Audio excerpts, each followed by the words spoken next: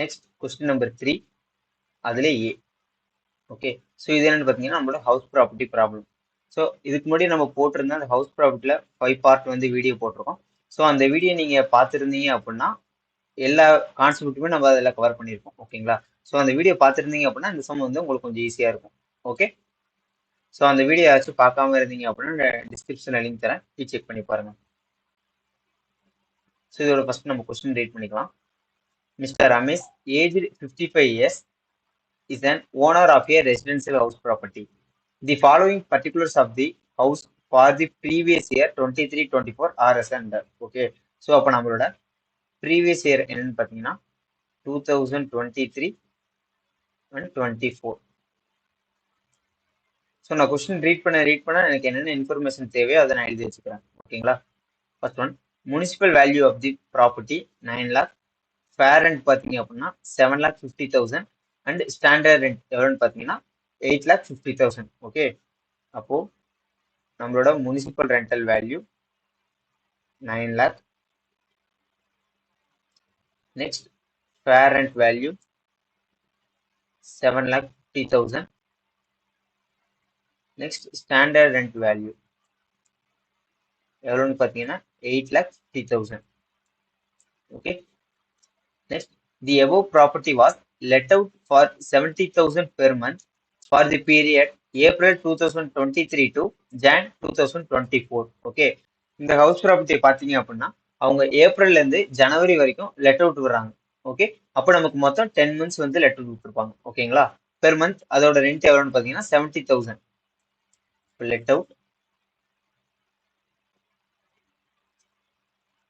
70,000 per month. டோட்டலா பார்த்தீங்கன்னா 10 months வந்து அவங்க லெட் அவுட் விட்டுருக்காங்க. Next, thereafter the tenant vacated the property and Mr. Ramesh used the house for self occupation. Okay, so அதுக்கப்புறம் என்ன பண்றாங்க, அதாவது ஜான்ல அவங்க வந்து வெக்கேட் பண்றாங்க. இப்போ பிப்ரவரி மார்ச் இந்த 2 மாசமே அவங்க வந்து செல்ஃப் ஆக்குபேஷனுக்காக தான் யூஸ் பண்ணியிருக்காங்க. ஓகேங்களா? Rent for the month of January 2024 would not be realized from the tenant. Okay, so நம்மளோட டெனன்ட் என்ன பண்றாங்க அப்படின்னா அந்த ஜனவரி மந்த் ஒரு மந்தோட ரெண்ட்டை வந்து நமக்கு கொடுக்க முடியல அவங்களால. ஓகேங்களா? அப்போ அது வந்து நமக்கு அன்ரிலீஸ் ரெண்டா இருக்கும். Next, mister Ramesh has not instituted any legal proceedings for recovery of the unpaid tenant. ஓகேங்களா? அப்போ நம்மகிட்ட இருக்கிற டெனன்ட் வந்து அவங்க ரெண்ட் கொடுக்க முடியல. அந்த ரெண்ட் கொடுக்க முடியாம போனதுக்கு வந்து மிஸ்டர் ரமேஷ் வந்து ஓனரா அவர் எந்த ஒரு லீகல் ஸ்டெப்புமே எடுக்கல. ஓகே, ஸோ இது வந்து நம்ம பார்த்துருப்போம். இப்போ நம்மள்ட்ட அன்ரியலைஸ் ரெண்ட் அந்த கரண்ட் ஃபினான்சியல் இயர் இருக்கு அப்படின்னா நம்ம ஆக்சுவல் ரெண்ட்ல இருந்து, அதாவது நம்மளோட ஆக்சுவல் ரெண்ட்ல இருந்து அன்ரியலைஸ் ரெண்ட்டை நம்ம மைனஸ் பண்ணிப்போம். ஓகேங்களா? ஸோ இந்த அன்ரியலைஸ் ரெண்ட்டை எப்போ மைனஸ் பண்ணுவோம் அப்படின்னா ரூல் 4 இதை சாட்டிஸ்ஃபை பண்ணியிருந்தாங்க மட்டும்தான் நம்ம வந்து ஆக்சுவல் ரெண்ட் ரிசீவ்ல இருந்து அன்ரியலைஸ் ரெண்ட்டை மைனஸ் பண்ணணும். ஓகே, ஸோ இது என்ன ரூல் 4ன்னு சொல்லிட்டு நம்ம சம் ஒர்க் அவுட் பண்றப்ப பார்க்கலாம். Okay, next, mister Ramesh paid municipal taxes at 10% during the year. ஓகேங்களா? அப்போ முனிசிபல் டேக்ஸ் எவ்வளோன்னு பார்த்தீங்கன்னா 10%. முனிசிபல் டேக்ஸ் இந்த 10% எதுல எடுப்போம் அப்படின்னா முனிசிபல் ரெண்டல் வேல்யூ இந்த 9 lakh இருக்கா, இந்த 9 lakhல தான் நம்ம இந்த 10% எடுப்போம். ஓகே, 9 lakhல 10%. Next, paid rent of rupees 35,000 during the year for amount borrowed towards repairs of the house property. Okay, so 35,000 அவங்க வந்து இன்ட்ரெஸ்ட் பே பண்றாங்க. பட் நமக்கு இங்க வந்து லெட் அவுட் ப்ராப்பர்ட்டி தான். ஓகேவா? அப்போ நம்ம வந்து இதை ஃபுல் இன்ட்ரெஸ்ட்மே நம்ம டிடக்ஷனை கிளைம் பண்ணிக்கலாம். ஓகே, இது நம்ம எந்த செக்ஷன்ல பார்த்தோம், டிடக்ஷன் அண்டர் செக்ஷன் 24B பார்த்தோம். ஓகேவா? ஸோ நம்ம ஹவுஸ் ப்ராப்பர்ட்டியில் 2 டிடக்ஷன் கிளைம் பண்ணலாம். ஒன்று வந்து under section 24A standard deduction 30% of NV இருந்து கால்குலேட் பண்ணுவோம். இன்னொன்று வந்து பில என்னன்னு பார்த்தீங்க அப்படின்னா interest on borrowed capital. Okay, so அதோட எல்லா ப்ரொவிஷனுமே நம்ம ஆல்ரெடி பார்த்துருக்கோம். இப்போ இங்கே வந்து எவ்வளோ இன்ட்ரெஸ்ட் பே பண்ணுறாங்கன்னு பார்த்தீங்க அப்படின்னா ₹35,000. Next, calculate the income from house property chargeable in the hands of Mr. Ramesh for the assessment year 24-25. Okay, இப்போ நம்மளோட assessment year 24-25. Assuming Mr. Ramesh exercised the option of shifting out the default tax regime provided under section 115 BAC of the Income Tax Act 1961. அப்போ இந்த ரமேஷ் வந்து என்ன பண்றாங்க, old tax regime தான் follow பண்றாரு. ஓகேவா?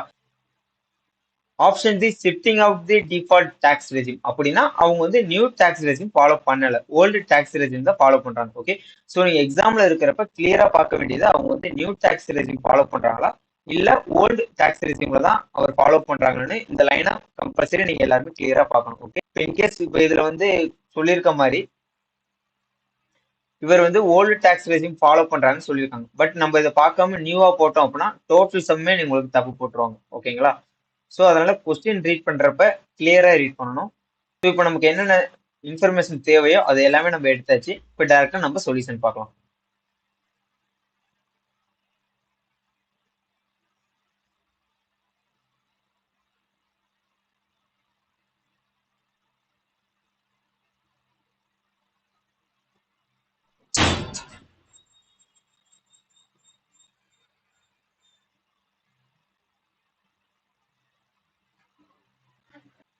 ஸோ நான் ஃபர்ஸ்ட் என்னோட ஃபார்முட் எழுதிட்டேன், particulars rupees. Okay, so first வந்து நம்ம ஜிஏவி கண்டுபிடிக்கணும். ஜிஏவினா என்ன? Gross annual value. Okay, so அதோட ஃபார்மட் என்னன்னு சொல்லிட்டு ஃபர்ஸ்ட் எழுதிக்கலாம். Municipal rental value, fair rent value, இது ரெண்டையும் கம்பேர் பண்ணி விச் எவர் இஸ் ஹையர். இது கூட நம்ம ஸ்டாண்டர்ட் ரெண்ட் வேல்யூவை கம்பேர் பண்ணணும். இதை ரெண்டை கம்பேர் பண்ணி which ever is lower. Okay, so இதுதான் நம்ம என்னன்னு சொல்லுவோம், ரீசனபிள் எக்ஸ்பெக்டட் ரெண்ட்னு சொல்லுவோம். ஓகேங்களா? நெக்ஸ்ட் இது கூட ஆக்சுவல் ரெண்ட் ரிசீவ்ட கம்பேர் பண்ணணும். ஓகே, ஸோ இது ரெண்டை கம்பேர் பண்ணி which ever is higher. So இதுதான் நம்மளோட cross annual value. Okay, so இதை நம்ம அப்படியே ஃபிட் பண்ணலாம்.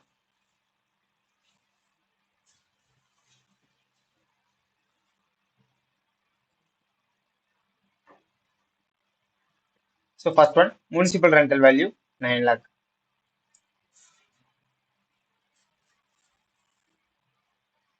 Next one, fair rent value 7,50,000.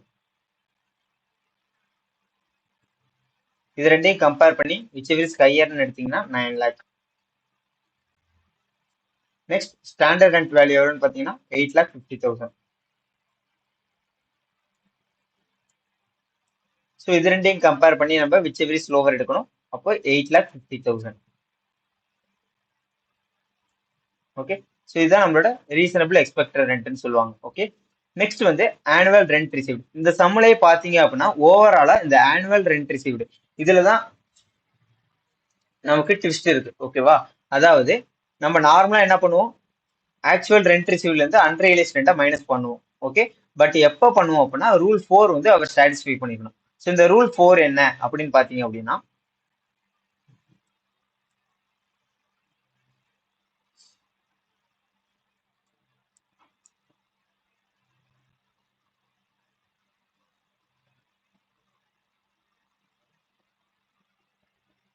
Okay, so இதில் என்ன சொல்லியிருக்காங்கன்னு சொல்லிட்டு பார்க்கலாம்.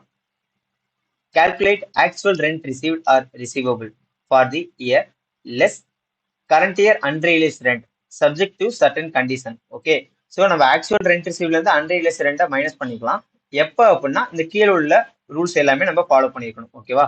Unrealised rent rule 4, unrealized rent of current year shall be deduct in full from actual rent receivable provided the following conditions are satisfied. Okay, so the first condition என்னன்னு பார்த்தீங்கன்னா the tenancy is bona fide. So நம்மளோட tenant வந்து bona fide இருந்திருக்கணும். Okay, so next என்னன்னு பார்த்தீங்க அப்படின்னா the default tenant has vacated the property or steps have been taken to compel him to vacate the property. அதாவது அந்த owner வந்து அந்த டெனண்ட்டை வெக்கேட் பண்றதுக்கு எல்லா விதமான ஸ்டெப்ஸும் எடுத்திருக்கணும். ஓகே, நெக்ஸ்ட் தேர்ட் என்னன்னு பாத்தீங்க அப்படின்னா the default tenant is not in occupation of any other property of the assessee. அதாவது அந்த அசசியோட வேற எந்த ஒரு ஹவுஸ்லயுமே அந்த டெனண்ட் வந்து ஆக்குபை பண்ணிருக்க கூடாது. ஓகேங்களா? நெக்ஸ்ட் லாஸ்ட் பாயிண்ட் என்னன்னு பாத்தீங்கன்னா the assessee has taken all reasonable steps to institute legal proceedings for the recovery of the unpaid rent or has satisfied the assessing officer that legal proceedings would be worthless. Okay, அதாவது அந்த அசசி வந்து அந்த tenant amount கொடுக்காம போயிருப்பார்ல, அந்த அமௌண்ட்டை recover பண்றதுக்கு எல்லா ஸ்டெப்ஸுமே எடுத்திருக்கணும். Okay. So but நமக்கு இந்த கிவன் கேஸ்ல பாத்தீங்க அப்படின்னா, அவர் வந்து அன்ரிலைஸ் ரெண்ட் இருக்கு. பட் வந்து அசசி வந்து லீகல் ப்ரொசீடிங்ஸ் எதுவுமே எடுக்கல. ஓகே. அப்போ வந்து நம்ம அன்ரிலைஸ் ரெண்ட்டை மைனஸ் பண்ண முடியாது. ஓகேவா? அப்போ நம்ம ஆக்சுவலா என்ன ரெண்ட் ரிசீவ் பண்ணமோ அது ஃபுல்லா தான் நமக்கு எடுக்கணும். ஓகேங்களா? ஆக்சுவல் ரெண்ட் ரிசீவ்டு எவ்வளோ? நம்ம லெட்டர் கொடுத்துருக்கோம் 70,000 பெர் மந்த்துக்கு. டோட்டலா எவ்வளோ மந்த்? 10 மந்த். ஓகே. அப்போ 70,000 இன்டூ 10. ஸோ இது ரெண்டு மல்டிபிள் பண்ணீங்க அப்படின்னா நமக்கு மொத்தம் 7 லேக் வரும். ஓகே. ஸோ இது ரெண்டையும் கம்பேர் பண்ணி விச் எவர் இஸ் ஹையர். அப்போ நமக்கு 8,50,000 தான் நம்மளோட கிராஸ் ஆனுவல் வேல்யூ. ஸோ எக்ஸாம்ல எழுதுறப்ப இது எல்லாமே இந்த மாதிரி எம்ஆர்வி எஃப்ஆர்விலாம் எழுதாதீங்க. ஃபுல்லா municipal rent value, fair rent வேல்யூன்னு ஃபுல்லா எழுதுங்க. ஓகே. இப்போ நம்ம ஜிஏவி கண்டுபிடிச்சிட்டோம். ஜிஏவி கண்டுபிடிச்சதுக்கு அப்புறம் என்ன பண்ணணும்? இதுல இருந்து முனிசிபல் டாக்ஸை மைனஸ் பண்ணணும். Okay. So less municipal tax எவ்வளவு சொல்லியிருந்தாங்க? 10% ஆஃப் 9 லேக்ல. ஓகே. அப்போ 9 lakh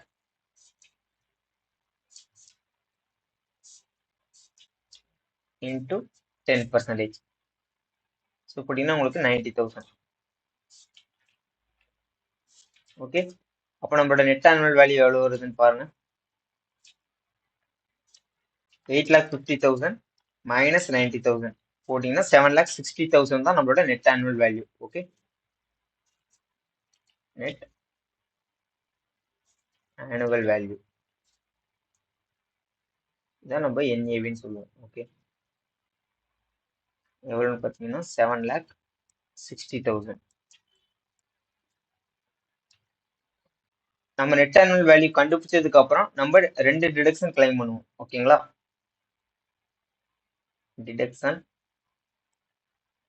under section 24. First one என்ன? ஏ என்னன்னு பார்த்தீங்க அப்படின்னா ஸ்டாண்டர்ட் டிடக்ஷன் எவ்வளோ? 30% of NAV. Next interest. Okay. So இது ரெண்டுமே நம்ம கால்குலேட் பண்ணலாம். நம்மளோட நெட் ஆனுவல் வேல்யூ எவ்வளோன்னு பார்த்தீங்கன்னா 7,60,000. இப்போ 7,60,000 இன்ட்டு 30% போட்டீங்க அப்படின்னா 2,28,000. Next interest on borrowed capital. So நம்ம எவ்வளோ இன்ட்ரெஸ்ட் பே பண்ணியிருந்தோம்? 35,000 பே பண்ணியிருந்தோம். லெட் அவுட் ப்ராப்பர்ட்டி தான். அப்போ நம்ம ஃபுல்லாக கிளைம் பண்ணிக்கலாம். ஓகேங்களா? ப்ளஸ் 35,000.